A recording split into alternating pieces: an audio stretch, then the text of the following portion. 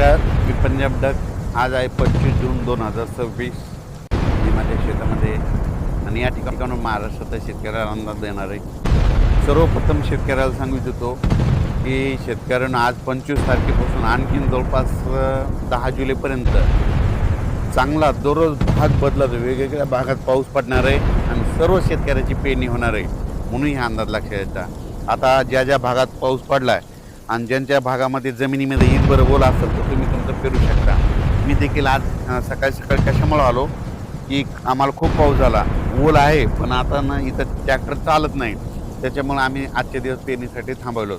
पण शेतकऱ्याला सांगू इच्छितो की पाऊस पडल्याच्यानंतर जमिनीमध्ये ओल तपासून पेरणी करायला काही हरकत नाही, म्हणून हा अंदाज लक्षात यायचा. आणि परत सांगतो की काही काही भागामध्ये अद्याप काही ठिकाणी पाऊस पडला नाही, त्या भागात देखील पाऊस पडणार आहे ह्या 10-12 दिवसामध्ये. म्हणजे त्यांना देखील पडणार आहे आणि त्यांचे देखील पेरणी होणार आहे, म्हणून घाबरून जाण्याची काही चिंता नाही. महाराष्ट्रात सगळीकडे भाग बदलत वेगवेगळ्या भागात पाऊस पडणार आहे. ह्या 5 दिवसातच सगळीकडे पडून जाईल आणि सर्व शेतकऱ्याच्या पेरण्या होतील, म्हणून हा अंदाज लक्षात यायचा. त्याच्यानंतर काय झालं, सोलापूर जिल्हा, धाराशिव जिल्हा, लातूर जिल्हा, बीडचा इकडला कडाष्टीचा भाग आणि पश्चिम महाराष्ट्रातल्या शेतकऱ्याचे फोन आले. आमच्या भागामध्ये काही भागात पाऊस पडला आणि काही भागात आलाच नाही, तर त्यांच्यासाठी सांगू इच्छितो म्हणजे आज देखील म्हणजे 26 ते 30च्या दरम्यान मग तुमच्या पश्चिम महाराष्ट्राकडं सांगली जिल्हा, सोलापूर जिल्हा, कोल्हापूर जिल्हा, धाराशिव जिल्हा, हे पुन्हा असं तिकडं मराठवाड्यातलं बीड, लातूर ह्या पट्ट्यामध्ये काय होणार आहे 26 ते 30च्या दरम्यान चांगला पाऊस पडणार आहे आणि त्यांच्या देखील पेरण्या होतील, म्हणून हा अंदाज लक्षात यायचा.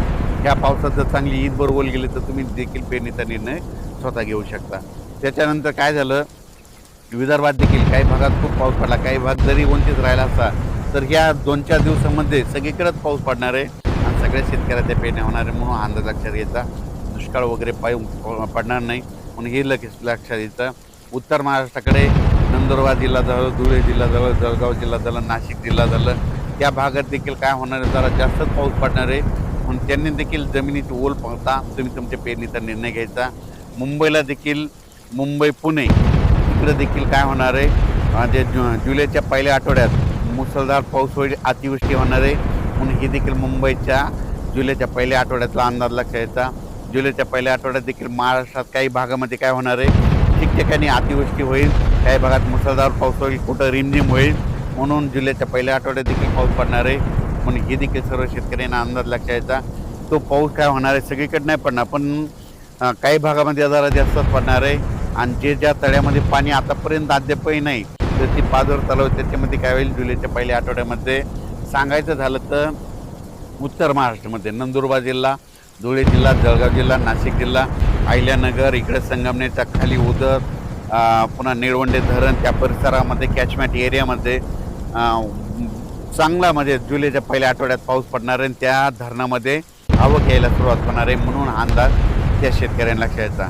तसंच राज्यात देखील काय होणार आहे, जिथं पाऊस पडला तिथं वडे नाल्याला पाऊस येणार आहे, काही भागात रिमझिम राहणार आहे, पण सगळीकडेच काय होणार आहे, वेगवेगळ्या भागात पाऊस पडणार आहे आणि सर्व शेतकऱ्याची पेरणी होणार आहे, म्हणून हे अंदाज लक्षात घ्यायचा. तसेच कर्नाटकचे, महाराष्ट्राचे लगतले शेतकरी ज्यांना जे मराठी भाषा करतात त्यांना, त्याच्यानंतर तेलंगणा, निपाणी, हे तिकोटी हे परिसरातल्या सर्व शेतकऱ्याला सांगू इच्छितो की 26 तारखेपासून म्हणजे उद्यापासून तुमच्या भागामध्ये पाऊस सुरू होणार आहे. तुमच्या भागाकडे जर पाऊस सुरू झाला तर ते पाऊस काय होणार आहे, महाराष्ट्रामध्ये लातूर जिल्हा, नांदेड जिल्हा, धाराशिव जिल्हा, सोलापूर जिल्हा, कोल्हापूर जिल्हा, सांगली जिल्हा, पश्चिम महाराष्ट्र, कडाष्टी, बीड ह्या परिसरात ह्या परिसरामध्ये चांगला पाऊस पडणार आहे, म्हणून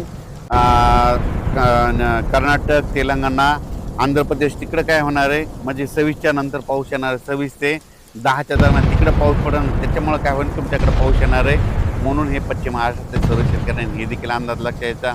त्याच्यानंतर मध्य प्रदेश, खंडवा इकडल्या भागातल्या शेतकऱ्याला सांगू इच्छितो की तुमच्याकडे काय होणार आहे म्हणजे आता हे उद्याच्या म्हणजे 26 तारखेपासून ते 8 जुलैपर्यंत तुमच्या आपलं मध्य प्रदेशमध्ये देखील चांगला पाऊस पडणार आहे. मध्य प्रदेशच्या बाजूचे जे आपले